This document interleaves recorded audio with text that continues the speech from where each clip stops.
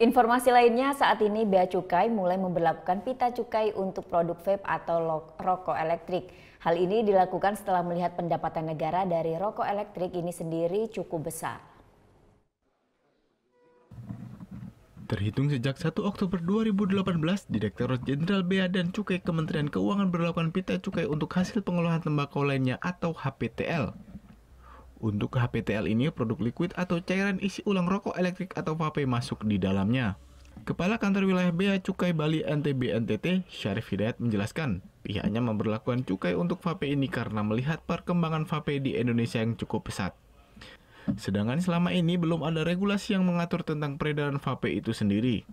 Sehingga pihaknya sebagai regulator merevisi peraturan yang telah ada. Dan vape sendiri masuk dalam golongan hasil pengolahan tembakau lainnya. Pemberlakuan pita cukai ini juga untuk mempermudah pengawasan terhadap peredaran liquid vape tersebut. Selain itu, penerimaan pemasukan untuk negara dari produk liquid vape ini cukup tinggi. Sejak disosialisasikan pada bulan Juli lalu, hingga saat ini penerimaan dari vape sendiri cukup besar.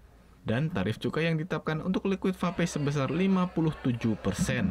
Sampai saat ini, sampai dengan hari kemarin, total nasional penerimaan dari vape itu sudah 31 miliar, Pak.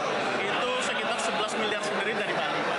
Jadi itu sudah sekitar 30% lebih, Pak. Itu adalah dari Bali dan saya kira kedepannya juga akan sama, Pak. Sementara pihak Asosiasi Vaporizer Bali menyambut baik dengan pemberlakuan pita cukai pada produk cairan isi ulang rokok elektronik. Sudah lebih aman untuk berkarya, dalam artian untuk menjual bahan dan lain sebagainya karena sudah legal. Jadi tidak ada lagi ketar-ketir akan ada operasi dan lain sebagainya karena ini memang sudah disupport langsung oleh pemerintah dan bisa memberikan kontribusi untuk daerah dan untuk nasional juga. Vape masuk ke Indonesia pada tahun 2009 dan mulai berkembang pesat pada tahun 2016. Namun semenjak adanya regulasi, jumlah pengguna vape sendiri mengalami penurunan. Dari data Asosiasi Vaporizer Bali, sebelum adanya regulasi jumlah penjual dan brewer mencapai 528. Namun setelah adanya regulasi seperti perizinan dan lain sebagainya, jumlahnya mengalami penurunan yakni 58 outlet dan 18 brewer.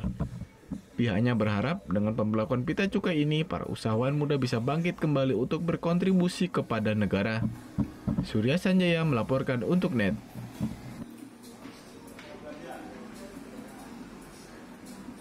Oh yang beneran?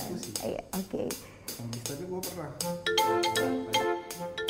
Nah, udah kan untuk beritanya? Jangan lupa di-subscribe, di-like, dan juga di-komen ya akun YouTube dari Net Bali. Terima kasih udah subscribe. Yang belum, jangan sampai lupa. Di sebelah sini nih. Subscribe.